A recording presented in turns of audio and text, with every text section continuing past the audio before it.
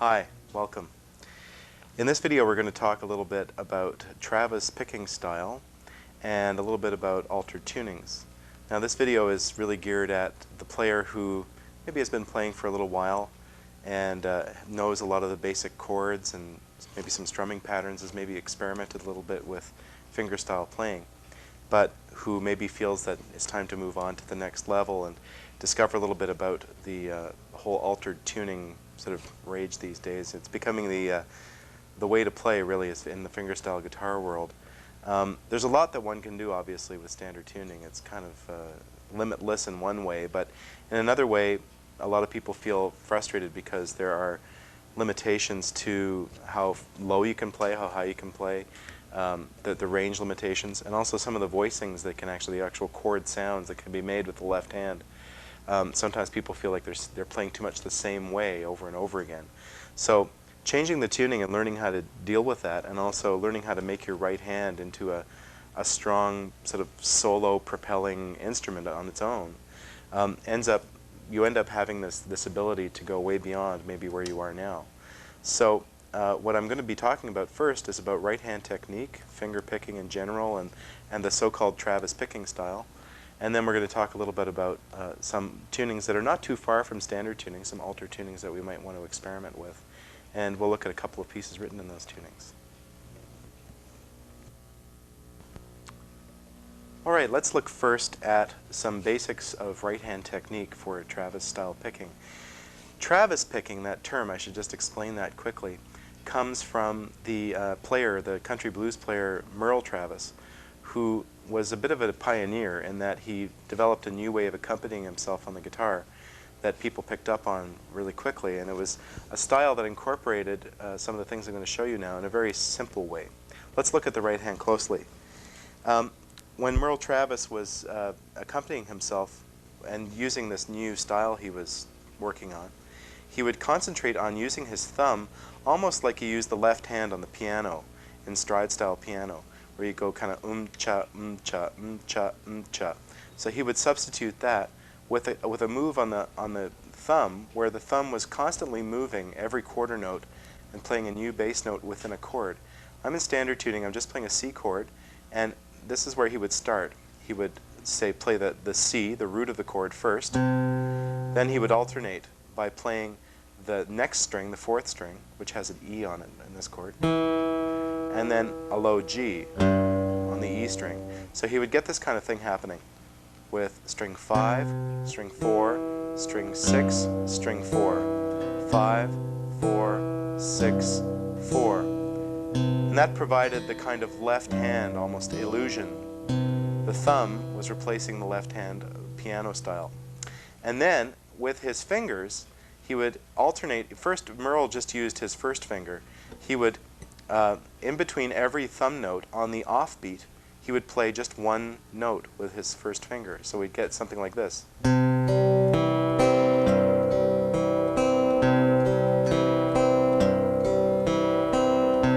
So there, both thumb and first finger are alternating. The thumb is alternating, like I showed you, 5, 4, 6, 4.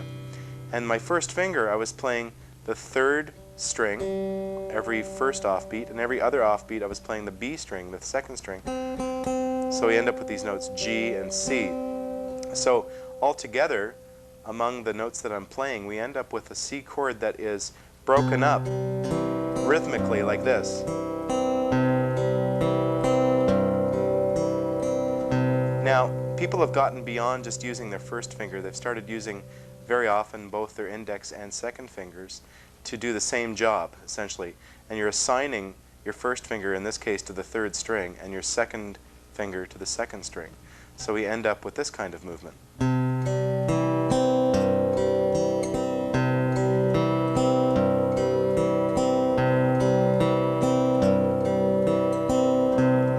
So all we're doing is we're taking that one simple C chord and we're turning it into a rhythmic accompaniment without actually strumming. So we can develop that even further by letting our fingers sometimes play other strings than just those two, and keeping the same alternation in our thumb. Watch this.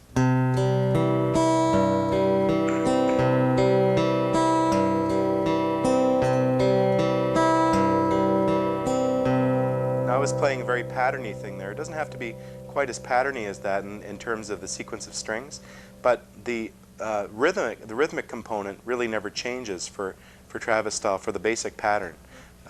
So when we play more sort of up to speed like we would in a song, it ends up sounding more like this.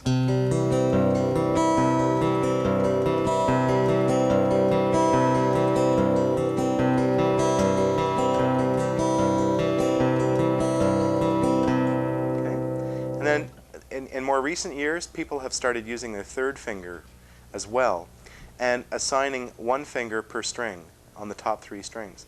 So there's finger number 3 on string number 1, finger 2 on 2, and finger 1 on 3. So we get move more like this. Sorry, I got a little mixed up. We'll try that again.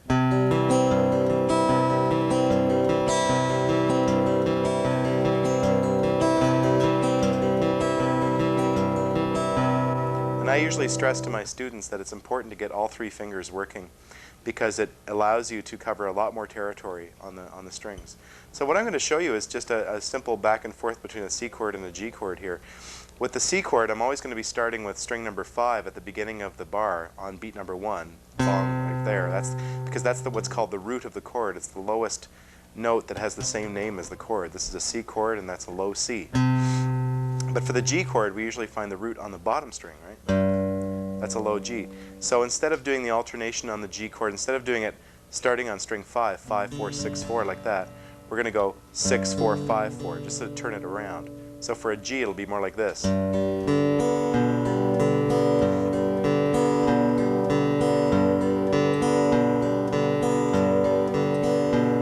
Okay, whereas C was like this.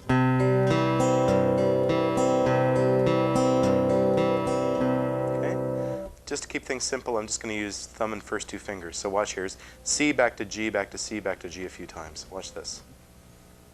1, 2, 3, 4.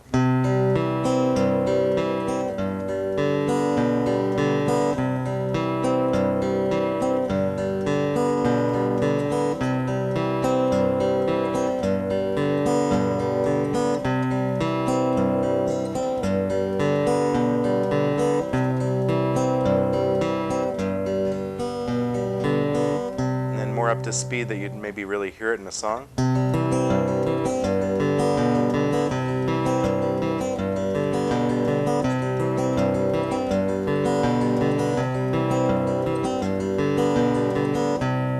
What people usually find is they have to think really hard about it at first, and then it becomes kind of an autopilot thing after a while. You don't have to think quite so hard, and you can concentrate more on the changes that your left hand is playing. Now that we've got the basics of Travis picking down, I'd like to talk a little bit about altered tunings. And these tunings are very close to standard tunings, so they're not big, gigantic leaps. You don't have to spend hours retuning your instrument, usually anyway. Of course, standard tuning looks like this. This is from string number 6 to string number 1, low to high. Okay. E, A, D, G, B, E, or as we learned it in grade school, every American dog gets bitten every day. I got a mnemonic for everything. Now, we can take this tuning and we can adjust a few notes and we can come up with a new chord. The most common way to alter your tuning really is to use what are called open chord tunings. So for example, you would tune to the 3 notes that make up a major chord. And I talk about that in some of my other videos. But just quickly for an example, a G major triad is made up of these 3 notes, G, B, and D. They're the first, third, and fifth notes of a G scale. And when we play those notes together, like for example in standard tuning, we get that G chord. And the notes that we have here on our strings are G, B, D, G, B, G. So each pitch corresponds to one of these 3 notes in the triad. Now what we can do is we can retune these strings, usually in a downward motion because you don't want to break strings, to a note that corresponds with one of these notes. Let's look quickly at what open G would be like. We would tune the bottom string down to a D. The A string would go down to a G. And very nice and neatly, the next 3 notes actually all fit a G triad, right? We've got D, G, and B. So they stay the same. and then our top string, our E, goes down to a D. So I could quickly retune E down to D, make it agree with your fourth string, A down to G, an octave below your third string, and the top string down to a D.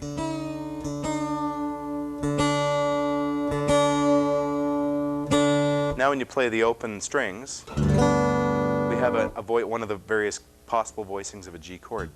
And the root, in this case, the lowest G, is on the fifth string. And our bottom string ends up being an alternate bass note. Okay? Just fine-tuning here for a sec.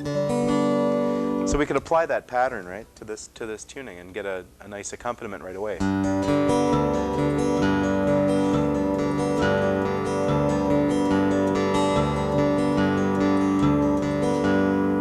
It's a very characteristic sound for this tuning. The open G tuning has a sound of its own that's quite unmistakable. After you've heard a few tunings, you'll be able to identify open G right away. I'm going to show you quickly a piece of music that I wrote in a very similar tuning to this. It's actually a little bit closer to standard tuning. Instead of being open G, it's what's called a G6 tuning, where the top string, instead of getting tuned down to a D, remains at an E. So we end up with a chord that has 4 notes in it. It's what's called a tetrachord, from the Greek word tetra, which means 4. So we end up with these 4 notes together, G, B, D, E. This E note is the 6th note of a G scale. That's why this tuning is called G6. So we get 1, 3, 5, 6 of a G major scale to get a G6 chord. The nice thing about this tuning is that the top 4 strings are exactly the same as standard tuning, so you can use positions in the top 4 strings that are just like what you're used to, but you have this lovely open G and D on the bottom that makes playing in the key of G a new experience where you don't have to actually fret the bottom string all the time. Okay, so I'll sit back down and we'll look at this piece of music. So off camera I've tuned back into standard tuning, and I'll quickly tune back into that G6 tuning we were just talking about. Here's standard tuning, E, A, D, G, B, E. Now we're going to take the bottom 2 strings we just talked about and lower them a whole tone. So E goes down to D. Make sure it's lining up well with your D string, an octave lower than it. And now the A string gets tuned down to a G, and it'll be an octave lower than your G string. There we go. So if we played just the bottom 5 strings of the guitar, there's the G chord, and now the top note, the E, is the 6th that we were talking about. This is the 6th note in the G scale. So it's a G6 chord. The Beatles sure liked 6 chords, the end of Help, right? So this is a piece of mine called Léger de main. It's a French title. It just means sleight of hand. I wrote it a long time ago. Actually, I wrote it when I was 15 years old, but it's a nice little sort of Travis-style tune. And the thumb almost never stops moving. It does that alternating thing. But you'll see it's got a little bit of a change from that every once in a while, so it's not too monotonous all the way through the piece of music. Oh, and the one thing that is a little bit different with this piece of music from what I just displayed as far as Travis picking goes is that there's not so much alternating with the bottom string in this piece. Like, the alternating happens pretty much all the time between string 5 and string 4, like this, rather than, which is the sort of another way of doing it. That's, I guess, more traditional. This way, there's more playing of the root note on every single beat. Okay, here we go. Léger de main. 1, 2, 3, 4.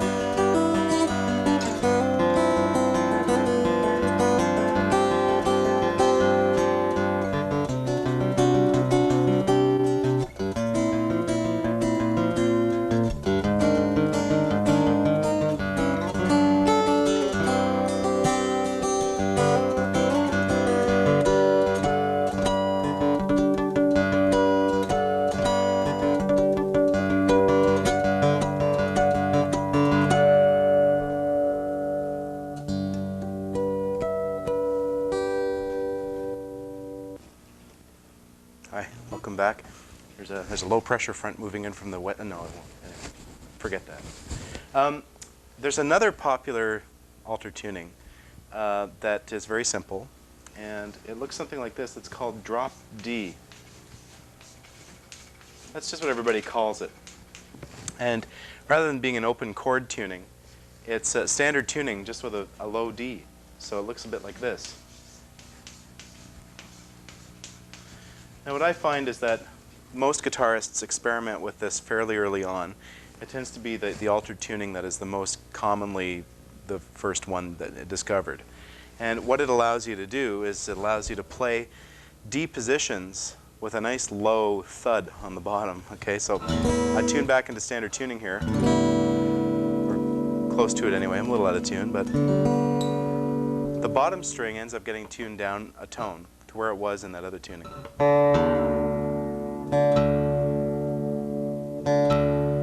And now you're D-voicing. You can play the bottom, all 6 strings if you want. You get a nice big out of tune D. That's a little better.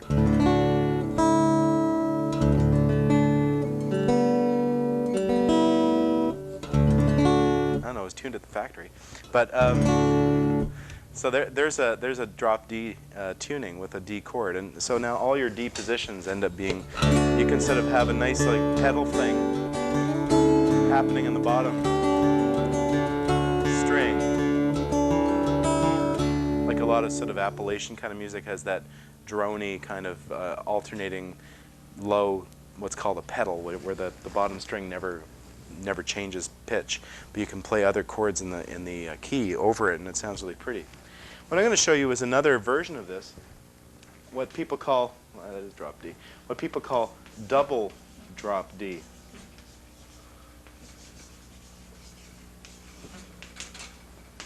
And double drop D is the exact same tuning, but where both E's get tuned down a tone to D. So we end up with this.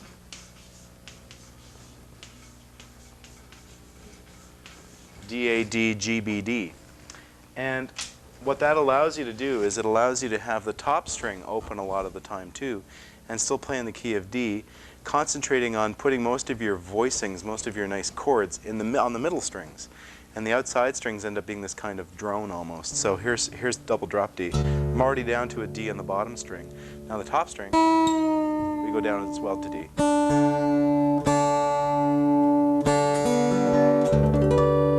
Okay, that's what the strings sound like open. It's not really a chord so much. It's what's called an A11th chord over a D, or whatever else could you call it? A D 6/9 sus. Ooh. But that sounds scary. But double drop D makes a lot more sense. What I'll do is I'll sit and we'll talk more about this next piece that's in double drop. So the piece of music I'm going to play for you in double drop D is a tune that I wrote, and it's called 39 Weeks. And I wrote it when my wife was expecting our first daughter. And 39 weeks is the human gestation period. That's where the title comes from. And the piece is meant to sound simple. It's got a simple rhythmic pattern in it. It's meant to sound like a child's kind of song, almost like a little melody that you would hear a child singing, perhaps. And then there's a bridge that's quite different and a little more challenging than the opening section, where there isn't so much of the Travis backing and forthing. So it's got a little bit of both. It's got some straight ahead Travis playing, and it's got some very independent voice playing. So here it is, 39 Weeks. 1 and 2 and 1, 2, 3, 4.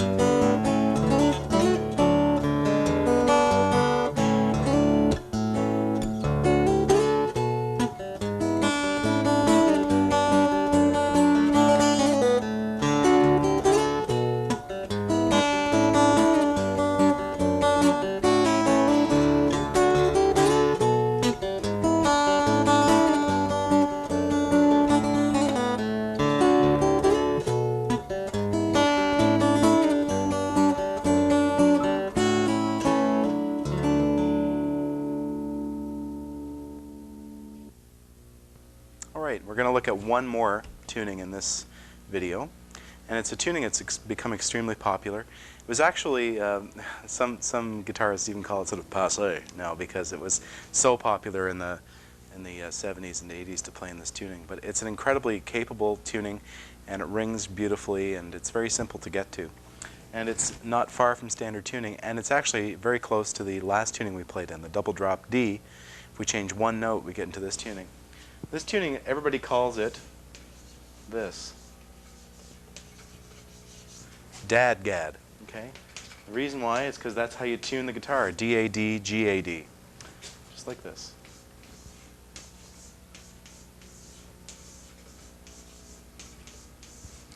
Now, none of the tunings we're playing in today are so-called open chord tunings, which is actually the way a lot of people get into altered tunings in the first place.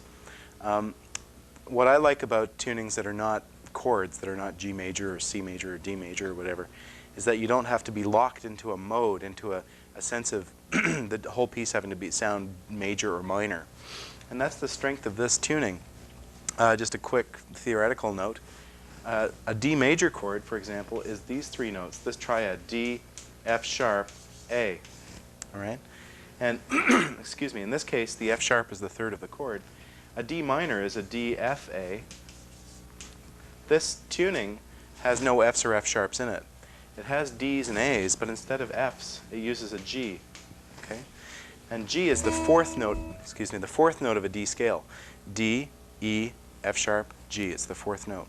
So this is the fourth of a D. So very often people refer to this tuning as D suspended fourth. And what suspended means is you suspend the modality of the chord. It's neither major nor minor. You take the third away and you pop in a fourth. That's exactly what we've done in this tuning.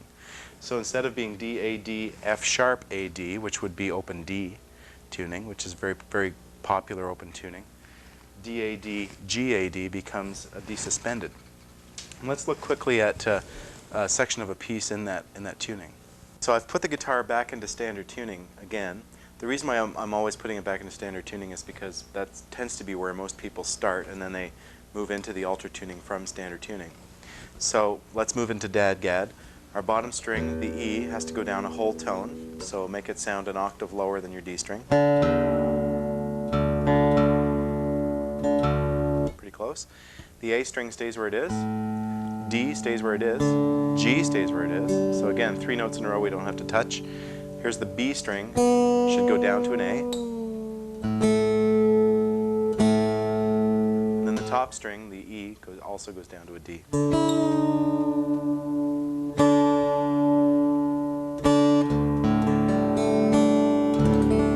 So that's what Dad-Gad sounds like.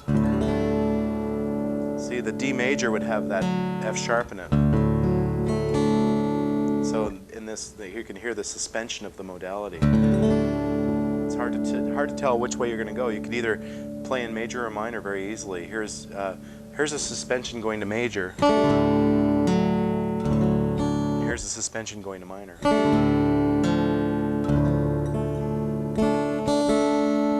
So it's very easy to learn how to play in both major and minor. My little rule of thumb, it's a quick way to learn how to play in Dad-Gad. If you want to play in D major, everything on the open strings and the second fret and the fourth fret will give you major notes in the major scale. So you can go in either direction. From low to high, it would be like, from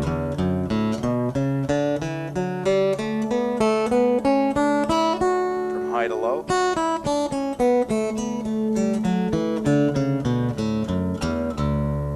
Now what you're doing there is you're not really playing a whole D scale, but you're playing notes that are always in a D scale, the components of the D scale.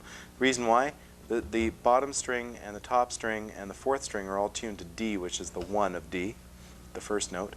The A's are the fifth note of D, and the G is the fourth note of D. And all of those, when you're playing in major, the chords that start on notes 1, 4, and 5 are always major. That's just a theoretical aside.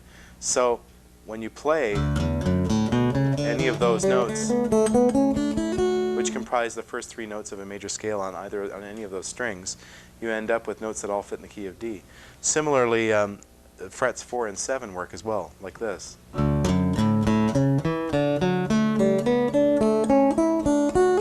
What you're doing there is you're playing major triads on each string.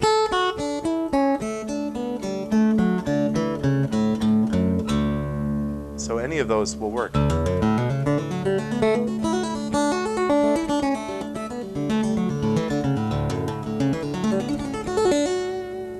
D major, a quick D major exercise in DADGAD.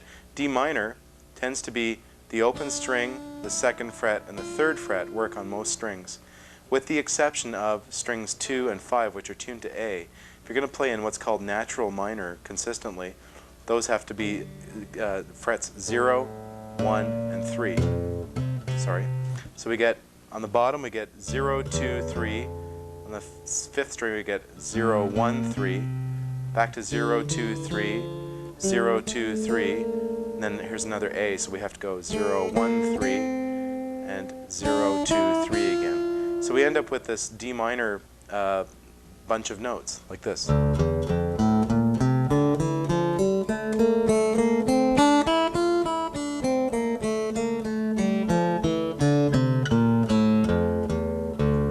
So right away you can start improvising in minor. Sorry, I made a mistake there.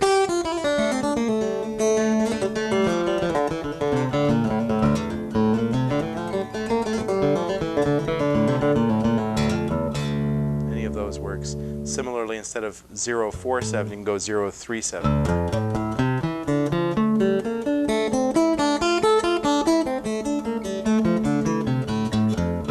Those are all major, minor triads. So.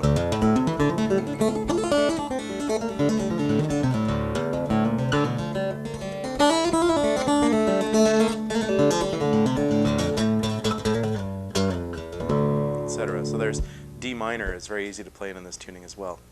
What I'd like to show you really quickly is some easy chords that can be played in DADGAD. And what I'm going to do is I'm just going to work up the scale. The D scale goes D, E, F sharp, G, A, B, C sharp. Those are the 7 notes in the scale. And for each of those notes you can have a corresponding chord. And the chords are all made up of notes that are in a D scale. So you're limited to those 7 notes if you want it always to sound like D major.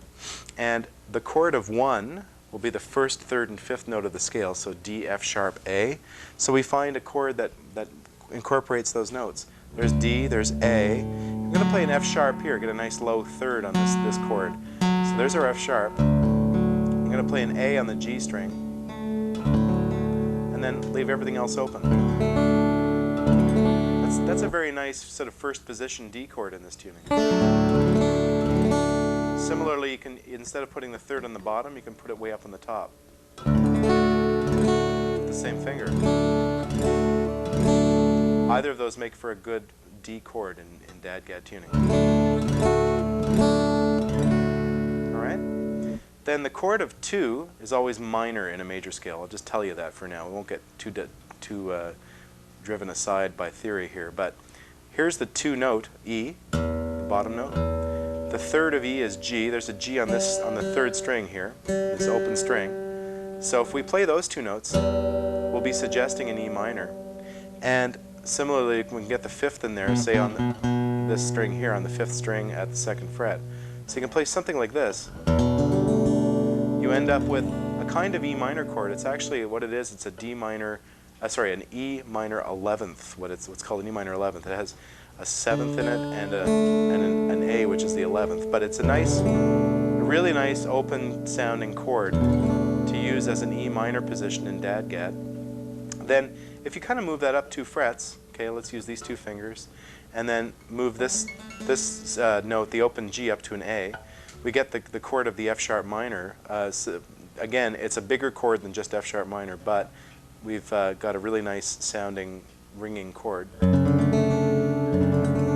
What we're allowing to happen is we're allowing the top 2 strings, A and D, to ring through almost all of these chords. Once again, there's D, there's our E minor chord, here's F sharp minor. Now the major chords of G and A, we would take this kind of chord, which is minor. If we moved it up a semitone, we'd have G something, but it would be minor. There's our third. We have to raise it a semitone. Okay, so we end up with this kind of position. So that's the 5th fret here. It ends up being a G chord. The A chord, which is a chord of 5, is also major, so we move it up 2 frets. Again, it's more than just an A. It's got suspensions in it and all kinds of things, but it's a very pretty chord. Now remember, this was F sharp minor. Sorry, here. This was F sharp minor. Remember, the 2nd fret, at the 4th fret rather, in the bass. If we take that and move it all the way up to here, this is the 9th fret. I know I don't have any dots on this guitar. This is the 9th fret here, and take the exact same position. We have a version of a B minor chord. Now the chord of 7 is a diminished chord. I usually don't bother showing that because it's very rarely used. So those are the first 6 chords in D. Here's D, E minor, F sharp minor, G, A, and B minor. Okay. Then instead of the 7 chord, I'm just going to show a substitution for it where you use the 7 note. And then this note here, that's the 11th fret here, and this is the 9th fret on the 4th string. Sorry, I'm sorry, I made a mistake. There we go, sorry, the 9th fret on the G string. That's a kind of substitute for the 7 chord. And then we end up back at 1 again. So again, in ascending order, that's like this. Let's get a wide shot in the guitar. Here's D, E minor, F sharp minor, G major, A major, B minor. Here's the C sharp, whatever you want to call it. It's actually what it is. It's an inversion of the 5 chord, but don't worry about it. And then back to 1. I'm playing an F sharp here at the 11th fret of the G string. And then the D, the octave D at the 12th fret in the bottom string. Okay, so in descending order it would be like this.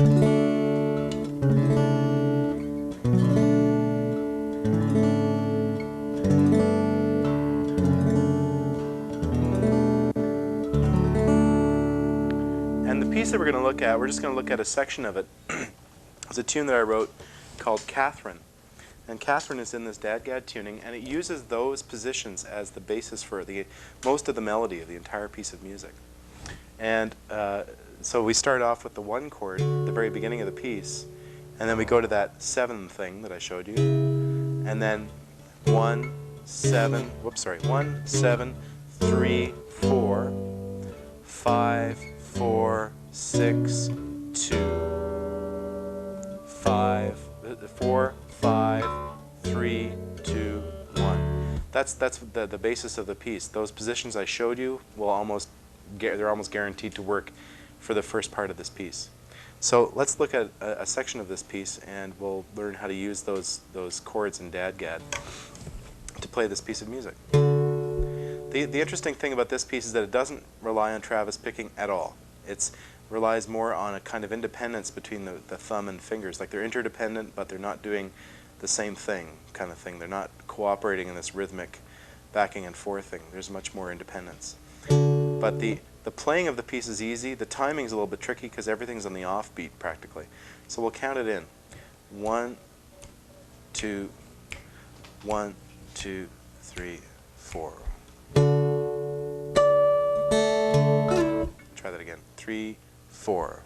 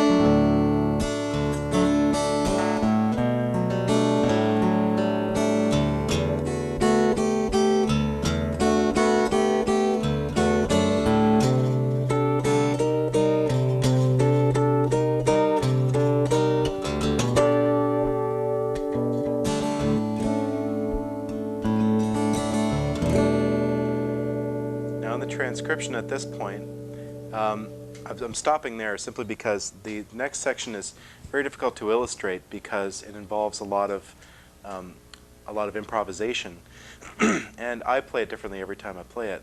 The chord voicings that are given in the transcription are E minor, which is the sort of the one I showed you, this one. Then it goes to actually a C major chord, which I don't really play down in first position. I play it way up high, way up here at the 10th fret. There's a C natural. Okay, this chord is not really in the key of D. We're altering one of the chords. And what I do is I play the chord like this. In tab it would be like 10, and then this is 12 on the 4th string, 12 on the 3rd string. So that's like instead of a C6 kind of chord. And then sometimes I play that note at the 11th fret as well.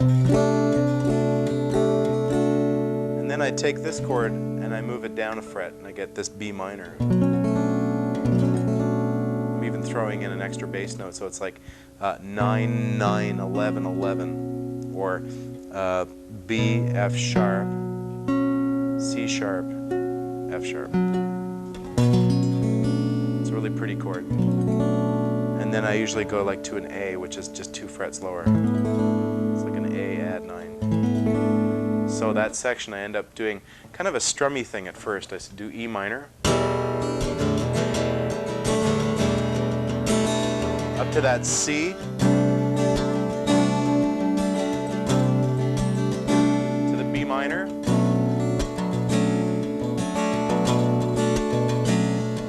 to the A. Now on both recorded versions of this piece, there's a lot of other players improvising over that section. When I play it live, I do some very, very advanced technique like slapping harmonics and very rhythmic playing, which is probably beyond the scope of this video. And then it goes back to the opening section and just ends on an E minor chord. So the last section is essentially a repeat of the first section. So that's the whole piece. The piece is actually very, very simple to play. The trick always is to be expressive with it and not to play it too much like a robot. You have to really concentrate really hard on that offbeat while you're learning to play it. And then eventually it becomes very natural to feel that offbeat. As long as you sort of, I tend to tap my foot while I'm playing it, so I get this like 1, and,